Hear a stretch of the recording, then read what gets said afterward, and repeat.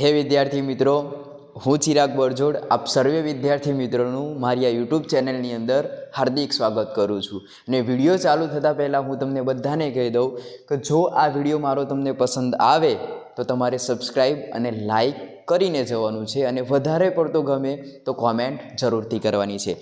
તો વિદ્યાર્થી મિત્રો, આજે આપણે જોવાનું છે બેઝિક પદાવલી અને નિત્ય સમૂહ। ધોરણ 8ની અંદર આ 9મું ચેપ્ટર છે।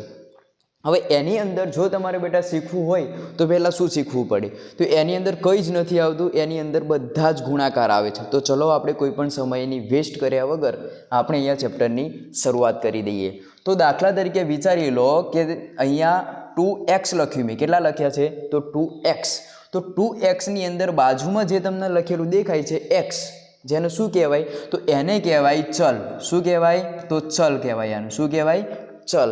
Very good. હવે જુઓ બેટા, તમારે ગણિતની અંદર એટલી વસ્તુ યાદ રાખી લેવાની છે કે ગણિતની અંદર કોઈ પણ ABCDનો અક્ષર જો તમને આપેલો હોય તો એને આપણે શું કહીશું? તો એને આપણે કહીશું ચલ, બરાબર। પછી ભલે ને આટલે 2m લખેલા હોય તો બી એમને શું કહેવાય? તો એમને કહીશું આપણે ચલ। આઈ હોપ વિદ્યાર્થી મિત્રો તમને અહીંયા આટલી ખબર પડી ગઈ હશે। ચલો હવે આપણે આગળ જોઈ લઈએ। તો આગળ આપણે કરવાનું શું છે? તો હવે આપણે જોઈ લઈએ। દાખલા તરીકે અહીંયા મેં એક સંખ્યા લખી છે 2x અને પછી એવું કીધું ચલો ગુણ્યા 2 કરો તો આનો જવાબ કેટલો થાય? તો સિમ્પલી ખબર પડી જાય કે આ 2 અને આ 2 આ બંનેનું શું કરવાનું હોય? તો એ બંનેનું કરી દેવાનું ગુણાકાર। શું થશે? તો 2 2 કેટલા થવાના? 4। હવે આ x નો પણ ગુણાકાર થવાનો એટલે કેટલો થવાનો? 4x। આ એનો જવાબ થઈ જાય। હવે એ જ રીતે અહીંયા જુઓ 3x ગુણ્યા 3x લખ્યા મેં। તો સૌ પ્રથમ મેં તમને શું કીધું? શું કરવાનું છે પહેલાં? તો પહેલાં તમારે કરવાનું છે 3 અને 3નો ગુણાકાર। તો 3 3 કેટલા થવાના? તો થવાના 9। અને આ x અને આ x ટોટલ કેટલા x થયા? તો 2x થયા। એટલે આ xના ઉપર તમારે કરી દેવાનું છે વર્ગ। હવે એક બીજી નોંધ જે તમારે ધ્યાનમાં રાખવાની છે એ નોંધ કમ્પ્લીટ ધ્યાનમાં રાખી લો। કઈ નોંધ છે?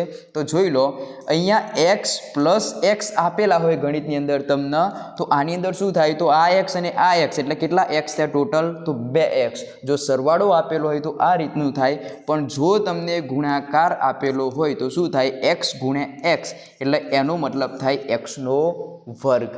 આ વસ્તુ ખાસ તમારે ધ્યાન રાખવાની છે કે જેની અંદરથી આપણને બધી જ ખબર પડી જાય। જો આ બંને વસ્તુ ક્લિયર હોય તો તમને દાખલાની અંદર ખબર પડી જશે। હવે જુઓ, હવે હું ગણાવીશ એટલે જોજો તમે મોઢે તમે દાખલા ગણશો।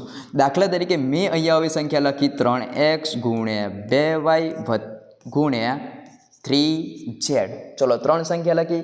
સૌ પ્રથમ શું કરવાનું છે? તો 3નો ગુણાકાર કરો। 3 દુ 6, 6 3 18। પછી શું કરવાનું? x y અને z ચોંટાડી દેવાનું। તો અહીંયા લખી નાખવાનું x y z। આ તમારો જવાબ થઈ જાય। હવે એ જ રીતે આગળ બીજો જોઈ લઈએ આપણે। બીજા એવા ઘણા બધા ઉદાહરણો જોઈ લઈએ। જો વિદ્યાર્થી મિત્રો, જો તમને વિડીયો ગમે તો તમારે લાઈક અને શેર જરૂરથી કરવાનું છે। ચલો બીજો દાખલો અહીંયા આપણે જોઈ લઈએ। દાખલા તરીકે મેં રકમ આવી લખી છે 2x કૌંસમાં 6x પ્લસ 2।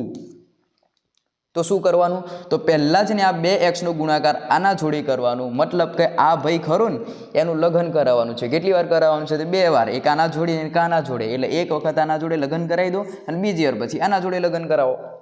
ચલો કરાવી દઈએ।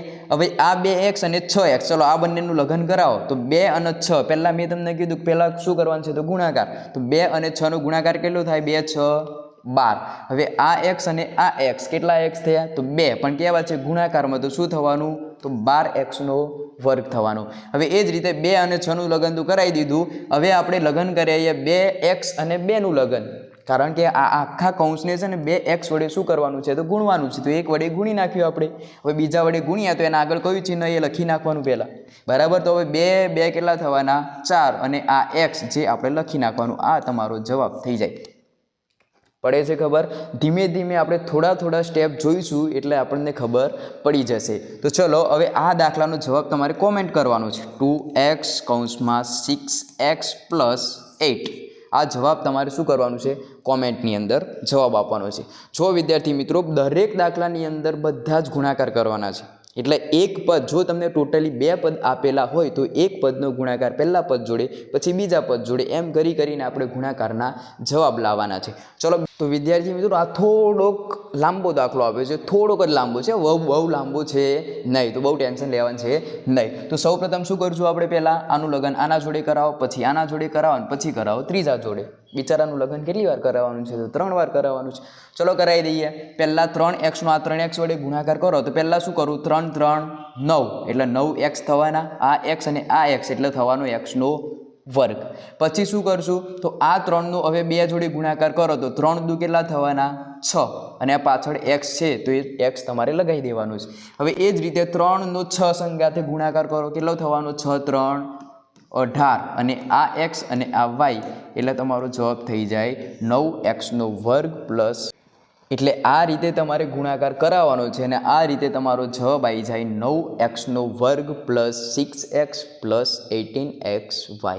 તો વિદ્યાર્થી મિત્રો આજે આપણે આ વિડીયોની અંદર આટલું જ જોઈશું અને જે બીજું છે સ્વાધ્યાય 8.1ની ગણતરી એ આપણે આગળના વિડીયોની અંદર જોઈશું. જો તમને ગમેલો હોય તો લાઈક જરૂરથી કરજો અને આગળના વિડીયો માટે થોડોક વેઇટ કરજો, બરાબર. અને આવ્યા છો તો ચેનલને સબસ્ક્રાઈબ જરૂરથી કરવાનું છે, બરાબર. ચલો મળીએ આપણે હવે બીજા વિડીયોની અંદર. ત્યાં સુધી જય શ્રી રામ.